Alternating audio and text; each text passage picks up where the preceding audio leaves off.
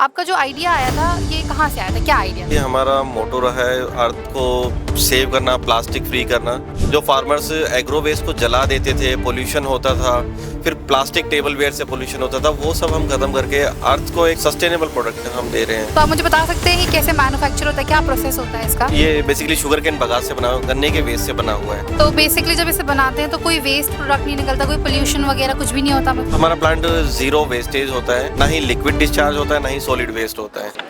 Hello दोस्तों, स्वागत है आपका फिर से हमारे चैनल एमएसएमई संपर्क में।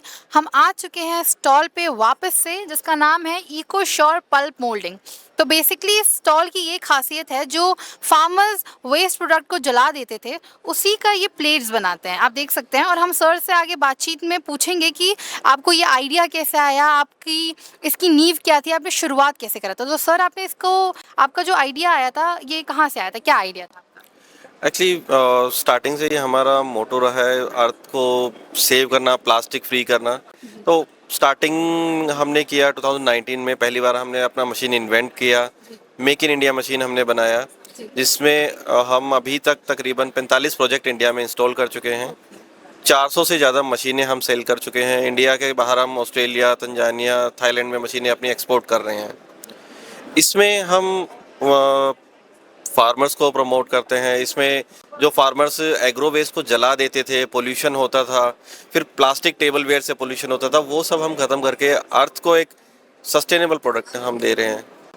तो आपको ये हमेशा से करना था, राइट?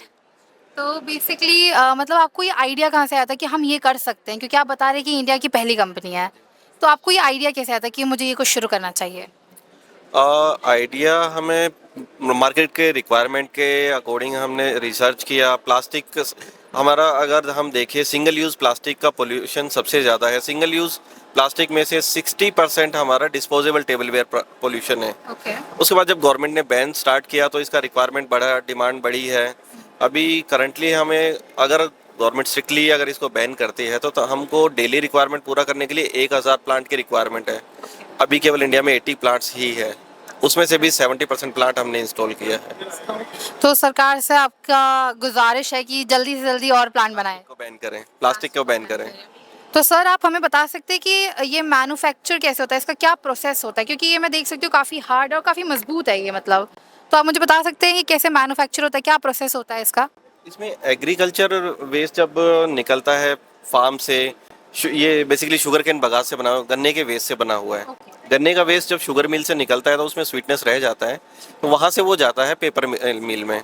पेपर मिल उसको प्रोसेस करते हैं, उसमें से सारे chemicals, lignin, black liquor, ethanol, जो भी सब सेपरेट करके उसका सेल्यूलोज फाइबर एक्सट्रैक्ट करते हैं। उस सेल्यूलोज फाइबर को हम अपना मशीन में प्रोसेस करते हैं और ये टेबल वेयर बनाते हैं। तो टेबल वेयर, इसमें हम इंडस्ट्रियल पैकेजिंग, जहाँ भी thermocol, plastic, EP foam use हो रहा है, सबको रिप्लेस करके हम ये बना सकते हैं सिंगल मशीन में। ओके। तो बेसिकली जब इसे बनाते हैं तो कोई वेस्ट प्रोडक्ट नहीं निकलता, कोई पोल्यूशन वगैरह कुछ भी नहीं होता, मेरे को बता सकते हैं प्लीज? हमारा प्लांट जीरो वेस्टेज होता है, ना ही लिक्विड डिस्चार्ज होता है, ना ही सॉलिड वेस्ट होता है। तो मतलब ओवरऑल जो भी जितना भी वेस्ट होता है उससे आप ये बनाते हैं, राइट? तो मतलब देयर इज नो वेस्ट। तो सरकार को तो ये और बढ़ाना चाहिए। हमारा तो रिक्वेस्ट है गवर्नमेंट से कि प्लास्टिक को बैन करे और इन चीज़ों को प्रमोट करें। लोग भी अवेयर हो रहे हैं धीरे धीरे, इन चीज़ों को लेकर डिमांड बढ़ रहा है लोगों में भी।